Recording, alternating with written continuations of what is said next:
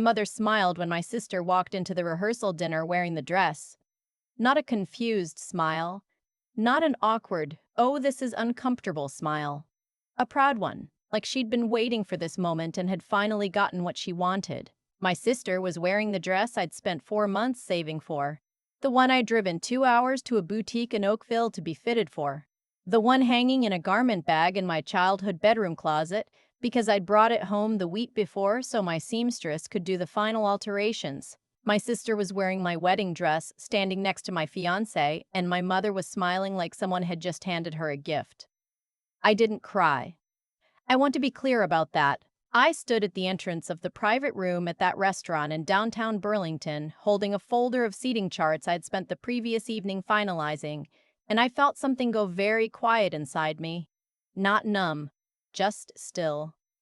The way things get still right before something breaks. What I haven't told you yet, what nobody in that room knew, was that I had been sitting on information for 3 weeks that was about to change everything, and I had planned to use it tonight. I just hadn't planned on my sister walking in wearing my dress first. Let me take you back, because the story doesn't start at that rehearsal dinner. It starts 6 months earlier on a Tuesday afternoon in February when I was working from home and decided to log into our joint account to transfer money for the hydro bill. I should say, I know. Half the women reading this are already shaking their heads because their mothers told them never to open a joint account with someone before marriage, and mine did too. I didn't listen. We'd been together for 2 years. We were engaged. We were saving for the wedding together. It felt like the practical adult thing to do. I transferred $800 every month into that account for venue deposits, catering consultations, all of it. He matched it, or so I thought. What I saw on that Tuesday in February was a series of transfers I didn't recognize. Not huge amounts, that's what made it easy to miss at first. $60 here, $90 there, the restaurant charges I recognized because we'd eaten at those places. But then I noticed the dates. Several of those restaurant charges happened on evenings when my fiancé had told me he was working late. He worked in commercial real estate and late nights weren't unusual. I'd never questioned it. I didn't say anything that day. I took a screenshot and closed the laptop and made myself a cup of tea and stood at my kitchen window looking out at the frozen backyard for a long time. I'm the kind of person who needs to be sure before I speak. My mother always called that my problem. She said I think too much, that I should just react. But the thing about reacting before you have the full picture is that you hand people the ability to gaslight you. You come in hot with half a story and suddenly you're the unstable one, the paranoid one, the one who can't be trusted. I'd watched that happen to my aunt when she confronted my uncle with suspicions she couldn't prove. I wasn't going to make the same mistake. So I started quietly paying attention. What I found over the following weeks was methodical and devastating. I pulled old bank statements. You can request them through online banking going back years if you know where to look. I went back 18 months. The small transfers were consistent, but more interesting was a pattern of cash withdrawals every second Friday. Not enormous amounts, 200 here, 150 there, enough to take someone out, enough to be invisible in the noise of a shared account if you weren't looking carefully. I also started paying attention to his stories, not interrogating him, just listening more carefully than I had been, and I started noticing the edges where things didn't line up. A conference in Calgary he'd mentioned twice with different dates. A colleague named Derek, who became Daniel when I asked a follow-up question 2 weeks later. Small things. The kind of things that seem like nothing on their own. The thing that broke it open for me was completely accidental. I was looking for a parking receipt for my taxes. I'm a freelance graphic designer and I document everything. And I went through the glove compartment of his car while he was inside grabbing coffee. I found a receipt from a hotel in Niagara-on-the-Lake. Date: a Saturday in October when I'd been at my best friend's baby shower in Kitchener and he told me he was visiting his brother in Guelph. His brother lives in Sudbury. I sat in that passenger seat with that receipt in my hand and I understood, finally, what I was dealing with. Not a flirtation, not an isolated mistake he'd made once and was ashamed of. A pattern, a deliberate, sustained, carefully managed parallel life. I want to tell you something about that moment, because people always ask later, weren't you devastated?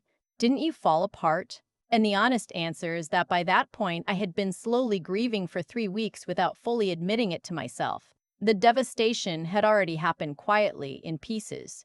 Each time I found another thing that didn't add up. By the time I had actual proof in my hand, there was something else underneath the grief. There was clarity, and beneath the clarity, if I'm honest, there was anger. The cold kind, the kind that doesn't make you loud, the kind that makes you organized. I hired a background check service. There are legitimate ones you can use as a private individual in Ontario, and a woman I knew from a networking group had used one when she was vetting a business partner. I paid for a full search.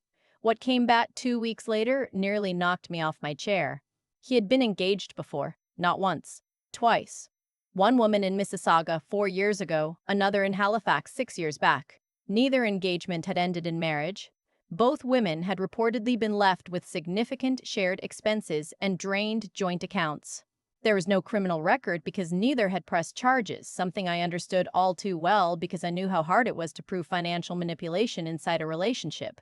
But there was a paper trail if you knew how to look. I sat with that report for 3 days before I decided what I was going to do. I did not cancel the wedding. Not yet. I know that sounds strange, but I needed to understand the full scope of what I was dealing with, and I needed to protect myself financially before I made any move that would alert him. I quietly transferred my personal savings back into my individual account, the money I'd put in before we opened the joint account. I called my bank and asked about my options for the joint account. I spoke to a lawyer, a woman I found through the Law Society of Ontario's referral service, and I asked her the questions I needed answered. And then I found out about my sister. I found out the way you find out about things you weren't supposed to know. By accident, in a moment so ordinary you almost miss the significance of it. I'd stopped by my parents' house in Ancaster to drop off some things from my mother, and I let myself in because I still had a key from when I'd lived there. I heard voices from the kitchen. My sister's voice and my fiancé's. That alone wasn't unusual. They knew each other, they got along. I had thought that was a good thing. What was unusual was the specific thing my sister said in the particular tone she said it in. I heard her laugh, the low self-conscious kind, and say, "She's going to lose her mind." And then I heard him say, "By then it won't matter." I stood in the front hallway of my childhood home for 15 seconds without breathing, and then I backed out quietly, got in my car, and drove home. I won't tell you I was surprised exactly. I think somewhere below the surface I had already sensed it, the way my sister had been asking me wedding questions with just a little too much curiosity lately, the way she'd been dropping by the house more than usual, the way she'd looked at him at Christmas dinner. I had filed all of those things under my own insecurity, told myself I was being unfair to her, moved on. People do that. We're trained to doubt ourselves before we doubt the people we love. My sister and I had never had an easy relationship. She was my parents' golden child in the specific, grinding way that's hard to explain to people who haven't lived it. Not that they said it out loud, just that everything she did was met with warmth, and everything I did was met with a kind of mild disappointment that wore the costume of high expectations. I was the responsible one. I was the one who handled things. I put myself through my design program at Sheridan without asking for a cent, while my sister's entire 4 years at Western were funded by my parents without a second thought. When I brought it up once, my mother said I was being petty. I'm telling you this because it matters to understanding what happened at that rehearsal dinner. Because when my sister walked in wearing my dress, it wasn't random. It wasn't a joke that went too far. It was the culmination of something I should have seen coming for a long time. But I was ready. The rehearsal dinner was at a private room I booked at a restaurant in Burlington, Tuscan style. Good wine, about 30 people. Family on both sides, the wedding party, a few close friends.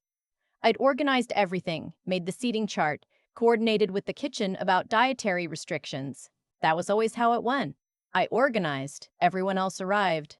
I was the last to arrive that night, which was unusual. I'm typically early to everything, but I'd had a final call with my lawyer that ran long. I walked in at 6:18 p.m., still holding that folder of seating charts, and I saw my sister standing at the far end of the room in a cloud of ivory silk that I recognized immediately. The dress has a very specific detail, a hand-stitched floral panel along the left shoulder that my seamstress and I designed together. It's not something you'd see anywhere else. There was no confusion possible about what I was looking at. The room had gone quiet in that particular way that happens when everyone realizes something is wrong before the main person involved does. Except I already knew. I'd known for weeks. I just hadn't known she was going to choose tonight, and I certainly hadn't known about the dress. My mother, who was standing near my sister, put her hand on my sister's arm and said, "Doesn't she look lovely?" I looked at my mother. I looked at my sister. I looked at the man I had been engaged to for 6 months, who was standing next to my sister and had the particular expression of someone who had rehearsed a speech and was waiting for his cue. I said, "You know what? She really does." I walked to the head table, set down my folder, and I took out my phone. I had a file on that phone that I had prepared carefully over the previous 2 weeks with the help of my lawyer. Not in a chaotic, thrown-together way, in the organized, methodical way that I do most things. Screenshots of bank transactions, the hotel receipt, the background check, copies of both previous women's names, dates of the broken engagements, the financial losses they documented in small claims filings that were part of the public record. I connected my phone to the restaurant's display screen, the one they use for slideshows at events, and I asked for everyone's attention. He realized what was happening about 4 seconds before everyone else did. I know because I was watching his face. He took a step forward and said my name, and I looked at him and I said, "You'll want to hear this too." What I showed that room was not a dramatic performance. I want to be clear about that. I didn't narrate with flourish. I didn't make speeches. I walked through the documents with the same calm I would use presenting a design concept to a client. This is the joint account. These are the withdrawals on dates he told me he was working. This is a hotel receipt from a Saturday he told me he was in Guelph. This is a background search from a licensed service. These are two women, both in Ontario and Nova Scotia, who were engaged to this man, who both ended the engagement with drained joint accounts. The room was completely silent. I heard my future mother-in-law say something under her breath. I heard someone, I think it was my cousin, say, "Oh my God," very quietly. I heard my sister make a sound that was somewhere between a word and nothing. Then I turned off the display. I looked at my sister and I said quite simply, "I want my dress back tonight. You can give it to my mother to return to me." And then I said the thing I'd thought about for 2 weeks and wanted to make sure I got right. I said, "I genuinely hope you figure out who he is before he takes anything from you that you can't get back." I watched my sister's face change as the implication landed. She had been so certain she was winning something. She hadn't considered that she might be next in a sequence.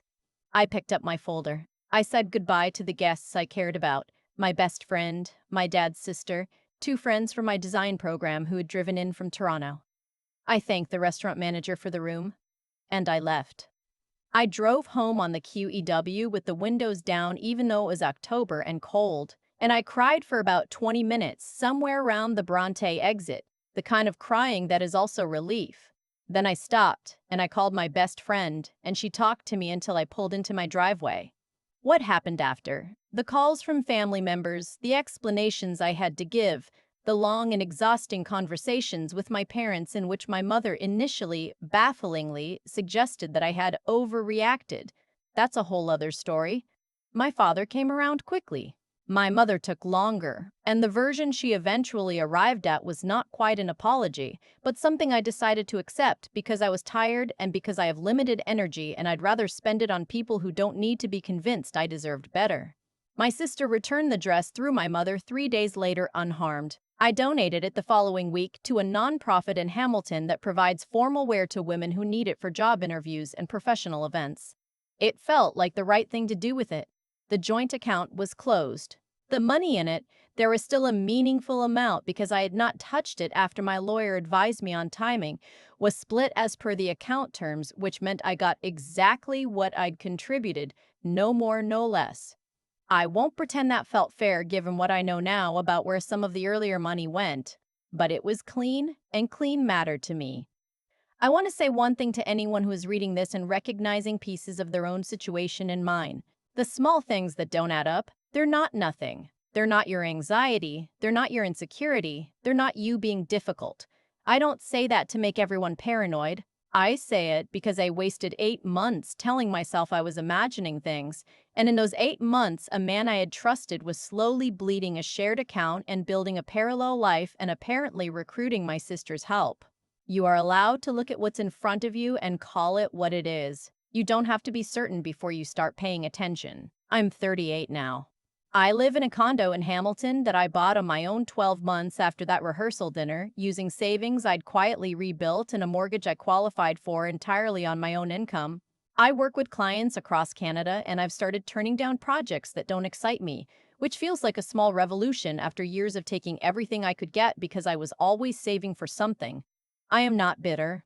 I want to be careful about how I say that because sometimes "I'm not bitter" is something people say when they very much are.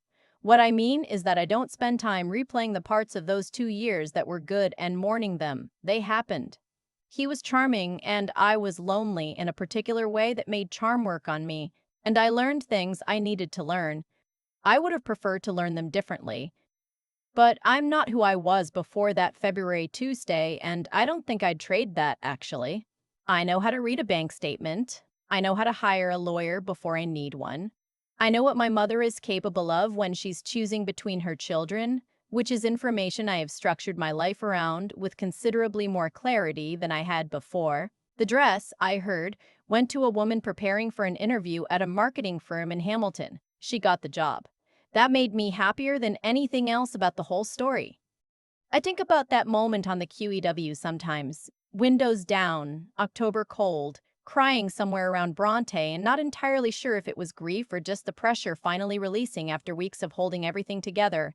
Probably both. It usually is.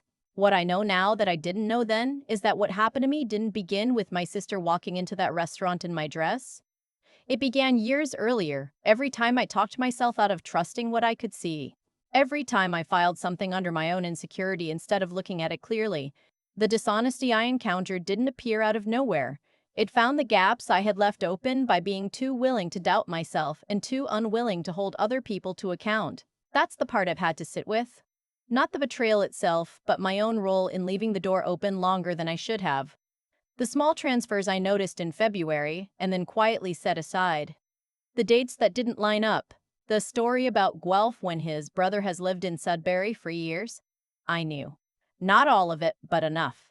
And I kept choosing the more comfortable explanation because the real one was too costly to look at directly. I think a lot of people reading this know exactly what that feels like. What turned things around for me wasn't rage. It wasn't some sudden burst of confidence. It was just the decision, small and quiet and made alone at a kitchen table, to start treating what I could see as real. To stop negotiating with evidence. That decision led to the bank statements. The bank statements led to the lawyer. The lawyer led to me walking into that room with something solid in my hand instead of just a feeling in my gut.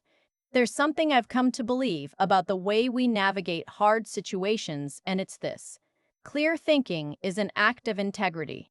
When I forced myself to read those statements carefully, to organize what I found, to verify before I acted, that wasn't just strategy. It was me deciding that I owed myself the same rigor I would give any other problem worth solving. The opposite of that, looking away, making excuses, hoping things would resolve on their own. That's not kindness to yourself. That's a slow kind of abandonment. And then there's the part that required something else entirely, which was getting back up, buying that condo on my own, rebuilding savings I'd watched drain away, taking on clients I'd been too distracted to pursue. None of that was graceful or fast. There were months where I was just grinding through it without any particular sense that it was going anywhere. But I kept going anyway because the alternative was to let what had been done to me become the permanent shape of my life. I wasn't willing to do that. The dress ended up with a woman who needed it for a job interview. She got the job. I love that. I love that something that was used to humiliate me ended up being useful to someone who deserved a chance. That feels like the right ending for it. You don't have to be fearless to do hard things. You just have to keep being honest with what you see, with what you know, and with what you're capable of. I had all three in me the whole time. I just had to stop talking myself out of them.